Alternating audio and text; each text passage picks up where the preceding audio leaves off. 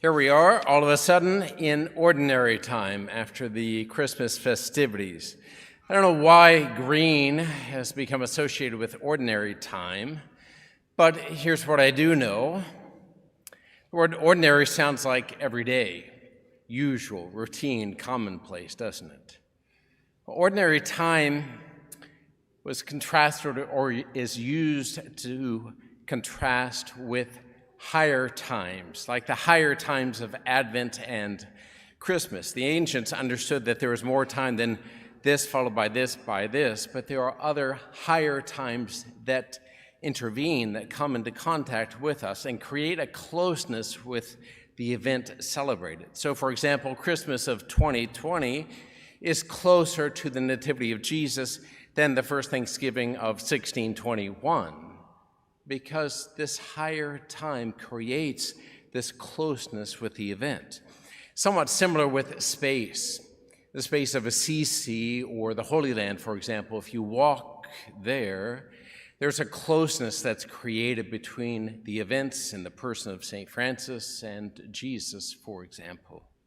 Ordinary time came to be a description of secular time. The word secular comes from the Latin seculum, which means century or age. It's an age. So ordinary, secular time is contrasted with God's time, the eternal time of God. This came to be a way of contrasting vocations.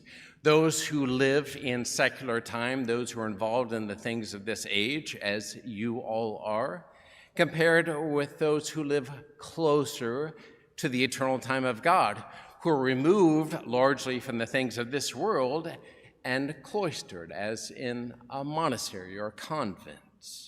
This gave rise to that lovely saying that some of you older folks might recall: the priests pray and the lay pay. Of course you do, right?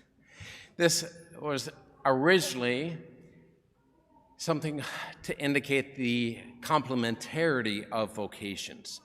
The clergy prays for the laity, providing like a beacon pointing towards the eternal. Don't forget that this world isn't it. And the laity, well, they work and they defend the clergy and their country.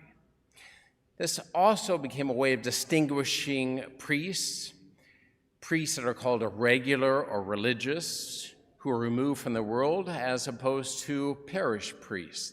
Another name for parish priests is secular priests who are involved in the things of this world, ministering to those who are involved in this world. Now, with the push for reform in the 11th century, trying to get you heathen lay people to be holy, but especially in the 16th century, Protestant Reformation, which rejected the idea of higher vocations like the vocations of monks and simply declared them invalid. How many Protestant monks or nuns do you see? None. With this push for reform, which intended greater holiness, but effectively what happened is it condensed everything into secular time. This severely affected the sense of the sacred and of feast days or holy days. How many Protestant holy days of obligation are you aware of? It also affected the sacraments. No, this little bit of bread doesn't have anything to do with the next world. It is just bread.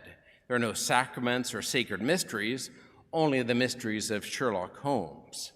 It began to seem like the Christian life could consist only in a certain manner of living in the world. Now, rulers were all too happy with this focus, finding more laborers, fewer monks, fewer nuns, more laborers to do their work, and fewer holy days to take their laborers away from their work, so that their economies became more dynamic, and thus they had more support for their armies. From this stage, it wasn't a huge step to that world of the eternal has no bearing on this world. That would be the perspective of several of the founders of the United States who were deists. They believed in God, believed that he designed, created the world, but he was like a watchmaker which wound up the world and let it go and did not intervene. And then eventually, This world is it. And so we find ourselves living in a secular society, a society taken up with this age, with only the things of this age. What else could there be? Providentially, though, as we begin ordinary time, we're provided with readings making it clear that God doesn't remain holed up in the eternal, but interacts and intervenes in this seculum, in this age, involving human beings in his work of uniting heaven and earth. Samuel, Samuel, speak, for your servant is listening. And Jesus, come with me, and you will see. The eternal does have something to do with the ordinary. God is not disengaged from us. Kids, there is a special message here for you. The calling of Samuel occurred during a dysfunctional time. Leaders who should have been good examples were not. And the calling of the disciples by Jesus occurred when the most powerful government leader of the time ruled as though the government or the state was everything, that it could provide everything humans need, and therefore had a right to absolute allegiance in thought, word, and deed. It could dictate all these, leaving no space for personal freedom. Jesus and his small number of followers revealed this deception. Render unto Caesar what is Caesar's, and to God what is God's, even if it cost you your life's blood. Government didn't come first and create man and give human rights. But God created the human person in his image and likeness and said, mirror this fact in the way you rule. Such governance alone is just, for human hearts are made for more than what man-made institutions can provide. Kids, in so many ways, you are being force-fed lies and deceptions about what it means to be a human person, about how to engage with other human persons and to govern them, while being left with problems many adults seem unwilling to address, from the wounded environment to national debt to artificial identities to the unjust concentration of wealth. Our problems fundamentally regard human persons, not systems or machines.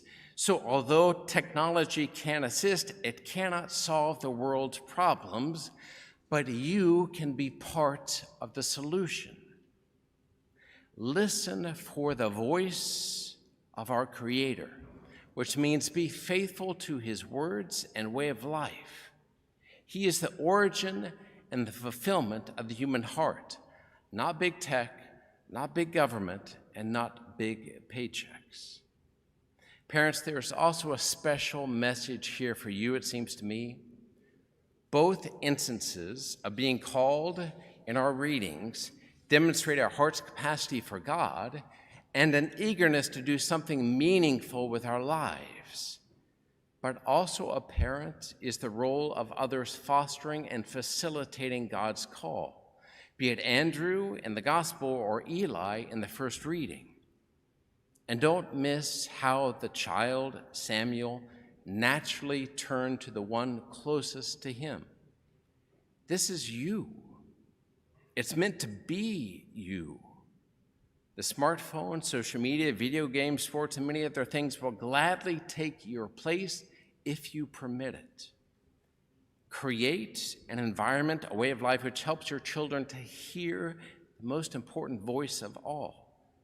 And an essential component of this is providing the example of listening for God yourself. Pray. Let your children see you pray, and pray with your children here, at home, and on your journeys. Journeying with God and one another. This is one of the allusions of St. Paul's words, your body is a temple of the Holy Spirit within you. This is a clear reference to the promise of God to Ezekiel. My dwelling place shall be with them, and I will be their God, and they shall be my people. And it's a clear reference to God's dwelling among the Israelites as they journeyed through the desert. God is dwelling with you and guiding you, St. Paul is saying, as you journey through the desert of this life to the promised land. Listen for him. Trust in him. provide him with a way into your ordinary days.